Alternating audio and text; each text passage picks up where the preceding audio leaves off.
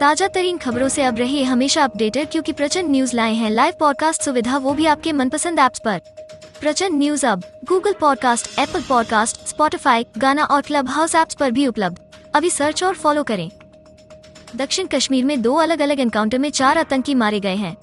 पुलवामा के पुछल इलाके में सुरक्षा बलों और आतंकियों के बीच मुठभेड़ शुरू हुई, जिसके बाद सुरक्षा बलों को बड़ी कामयाबी मिली है। बता दें कि 4 आतंकियों के मारे जाने के बाद इस साल मारे गए कुल आतंकियों की संख्या 71 हो गई है। प्रधानमंत्री नरेंद्र मोदी ने अपने दूसरे कार्यकाल में पहली बार कैबिनेट का विस्तार किया है। बुधवार शाम को राष्ट्रपति भवन में कई नए मंत्रियों ने शपथ ली, कुछ पुराने मंत्रियों का प्रमोशन भी किया गया। साथ ही करीब 1 दर्जन मंत्रियों की छुट्टी कर दी गई। प्रधानमंत्री की अब ये नई कैबिनेट युवा चेहरों से भरपूर है। साथ ही कई प्रोफेशनल्स को अहम रोल दिए गए हैं। नई टीम में वकील, डॉक्टर, इंजीनियर, पूर्व IAS और अन्य प्रोफेशन से जुड़े हुए कई लोग हैं। मोदी कैबिनेट का चेहरा बुधवार को बहुत कुछ बदल गया। पीएम मोदी की नई टीम में अगर कुछ पुराने खिलाड़ियों की छुट्टी हुई है, तो कुछ नए लोगों को अच्छे कामकाज का इनाम भी मिला है। मंत्रिमंडल विस्तार में पीएम ने कई मंत्रियों का प्रमोशन भी किया है। अनुराग ठाकुर, किरेन रिजिजू, RK सिंह समेत कई मंत्री जो अब तक राज्य मंत्री के तौर पर कामकाज संभालते थे, उन्हें कैबिनेट मंत्री का दर्जा दिया गया है। राजधानी नई दिल्ली स्थित CBI बिल्डिंग में आग लगी थी।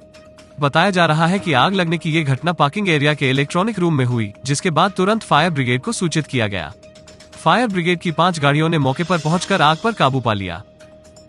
मंत्रिमंडल छूटने पर छलका बाबुल सुप्रियो का दर्द। बाबुल मोदी कैबिनेट के विस्तार से पहले इस्तीफा देने वाले मंत्रियों में शामिल हैं।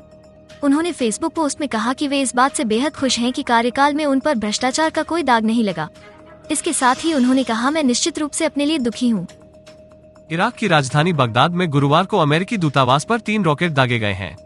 इराक की सेना ने इस हमले की जानकारी दी है। बता दें कि 2 दिन पहले ही अमेरिका सेना ने दूतावास के पास घूम रहे एक ड्रोन को नष्ट किया था। खबरों के मुताबिक 2 रॉकेट बगदाद के ग्रीन जोन इलाके में गिरे थे। अमेरिका के पूर्व राष्ट्रपति डोनाल्ड ट्रंप ने बुधवार को फेसबुक, ट्विटर और गूगल के खिलाफ केस कर दिया है। डोनाल्ड ट्रंप द्वारा इन कंपनियों पर उन्हें गलत तरीके से सेंसर करने का आरोप लगाया है। डोनाल्ड ट्रंप द्वारा ये केस मियामी के जिला अदालत में दायर किए गए हैं, जिसमें आरोप लगाया गया है कि इन कंपनियों ने उनके फ्रीडम ऑफ स्पीच अधिकार का हनन किया है। राजस्थान में कांग्रेस कार्यकर्ताओं और विधायकों में बढ़ते असंतोष से निपटने के लिए राजस्थान के मुख्यमंत्री अशोक गहलोत ने नया आइडिया निकाला है। ये आइडिया है राज्य में विधान परिषद के गठन का। CM अशोक गहलोत ने विधान परिषद के गठन के लिए केंद्र सरकार को प्रस्ताव भेजने का निर्णय लिया है। चीनी कंपनी हुवे भारतीय बाजार में जल्द ही हुवे बैंड 6 लॉन्च करने वाली है। इस बैंड को अमेजन इंडिया ने कीमत के साथ शेयर किया है। इस स्मार्ट बैंड को कंपनी मलेशियाई बाजार में पहले ही लॉन्च कर चुकी है। ये बैंड एमोलेड डिस्प्ले और 2 सप्ताह की बैटरी लाइफ के साथ आता है। ये heart rate, sleep, blood oxygen level के साथ यूजर के स्ट्रेस लेवल को भी मॉनिटर करता है।